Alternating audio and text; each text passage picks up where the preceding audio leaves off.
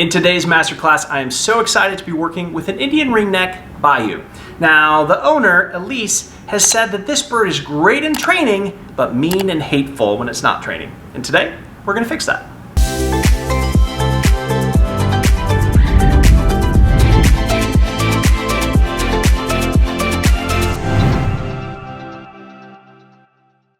He's mean and hateful.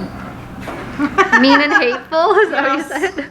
This is the second time that this has happened on this trip, or third time, or fourth time. It's happening a lot. And so I know that you're probably experiencing the same type of thing, and that is that the bird is great during a training session.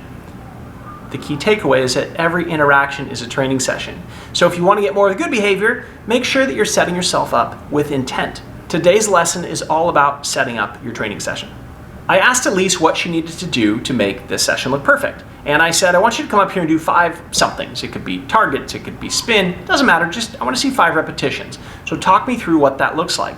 And through that process, she mentioned probably a half dozen different things that could go catastrophically wrong when all we wanted to do was set up the foundation for a perfect session. I can't take him out of the cage without him nailing me. I literally have to target him wherever I want him to go. And even then, sometimes he still is mean and hateful. So this was a great opportunity to be able to say, okay, let's play this game. You want to open the door from back here. What does that translate to? Well, how likely are you going to be able to walk this bird past 9 strangers? If when this bird is frustrated, it bites you because it's mean and hateful, well, how do we change this?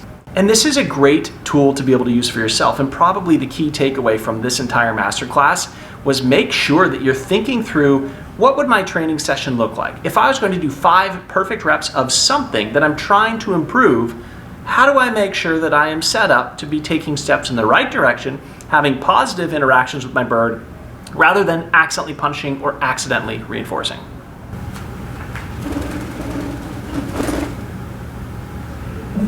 So what was that? He's unsure of your criteria, so we'll let him reset himself and then get ready to cue him. Woohoo! Nice. Cool. See, he's eye-pinning. So he's heightened? A little bit, but he's done it every time he's taken a tree. So go to reset him. He's eye-pinned every time he takes it. Yes, that's what I told Kim the other day, is he eye-pins during the entire... Woohoo! See how little, like, I know I was interrupting you. Had I not, you would have got a flight to here. So we'll work at his pace here. Cue him when you see it. Nice. I'll say that Elise came into this entire masterclass thinking that she has this mean and hateful bird, and by labeling that, everybody expected this like vampire. In fact, that's how she first introduced the bird. But by the end of the session, everybody was jealous at how attentive this bird was to her every single bit of body language. Cue him. Awesome. So he's learning to wait a little bit, okay? So go ahead and reset him. The problem with that is that she gave a lot of body language without intentionally doing so. By the end of the masterclass, we were able to have her sessions be so meticulously calculated for how are we measuring success that we discovered that even just a flick of her finger became the cue for her bird to fly. Like, this is literally the only time I can touch him, and now I won't get bitten. You almost cued him there. So what happens is you start to lift your hand, and he's like, okay. So I have to put my hands behind him. If that's what it takes, sure. It wasn't a vocal cue. It wasn't, thankfully, her backing up and stopping. That's a common one. We were able to increase the duration that this very hyperactive bird was willing to wait nicely on the perch before flying to her, simply because we cleaned up her cues. Just reset. Just reset. Okay, back to the same spot. And pause, pause, pause, pause.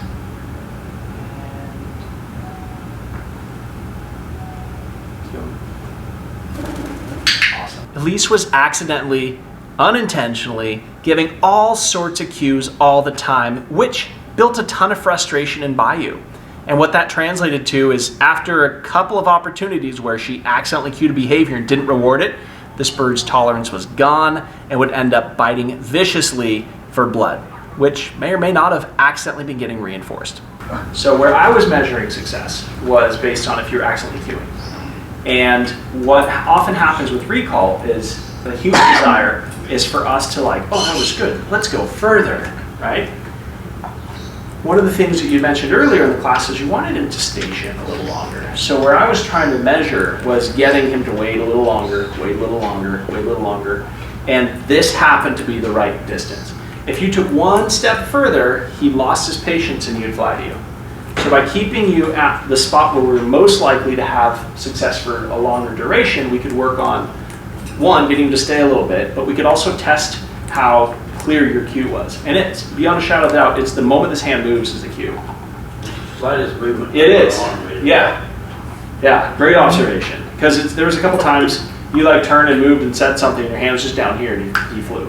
So much of it is your body language. And so when it comes to setting up the perfect training session, those are things to look at. And resisting the urge of like, oh, that was a great flight, we're gonna go further. I baited you with it earlier. I said, what's the furthest you can fly? And you said, well, the problem is I go too far and I can't get there fast enough because he flies away. Cool, so let's work on getting him to stay longer, right? Start with what's working. So we get him to stay there longer. We're aware of our body language and we're cueing very intently. And then as you were getting better, we were slowly increasing the time that it took before we gave the cue. Okay. Cool. And then you could see too, there was a few moments where I said, go ahead and catch him, but reset without a treat. Why that's important again is compare and contrast. That was successful or that was a failure. Why didn't I get the treat? Oh, I didn't wait for the cue. And you saw that we were able to get that time to increase a little bit. So where I would look at the session is like, the success that I saw was we started cleaning up your cues. And now we know exactly what it is. It's a twitch over here at the right hand, that's it. Making me aware of that I need to keep Yeah. my hands behind me. But then also he's super receptive to you giving a wait cue. And the wait cue, what you didn't do is accidentally cue that every time you stop, you lift. Like we got rid of that. Right. And when that was wait. And then he even like was interested in other things and you could cue him and he'd come. Unlike with other species, we can't necessarily do that. We need the attention. Right. He's so just dialed into you that a flicker of the finger will call him that we could get away with slightly different handling. So that's why like instruction for one bird doesn't necessarily fit for all birds. Right. But I thought that was awesome.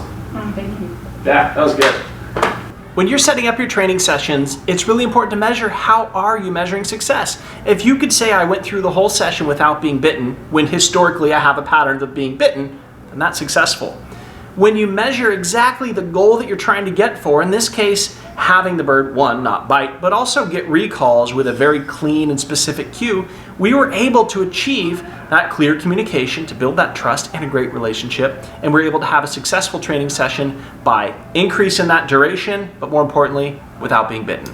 I didn't realize that the slightest move that I make is what cued him more so than me actually cueing him. Like a little step front or back or a little tiny hand movement cued him where I thought it was just doing this and it was cued. Well, that wasn't the cue for him. If I think about what I'm going to do before I do it, it's easier and a lot more successful for him since he is so quick to respond to everything that I do, that thinking about how I'm going to do it before I do it helps him more than it helps me. Obviously, I was cueing him too much, not realizing I was doing it, and he got so mad that he'd start talking and he'd start eye pinning, where if I just take time to think about what I'm going to do before I do it, I think he'll be a lot happier and more content with the training sessions. He won't try to kill me. If you're interested in attending a masterclass yourself, all of our 2024 and 2025 classes will be held in SANDPOINT, Idaho. So make sure you email info@birdtricks.com and sign up from there. Parrots are the third most popular pet in the entire world, yet the #1 most rehomed. If you're interested in learning how to help us in our mission of saving parrots one person at a time, consider joining us on Patreon, where you will get instant access to chatting with us live each and every month, asking us your unique questions, being part of the creation of our newest products and courses, and much more exclusive perks and content.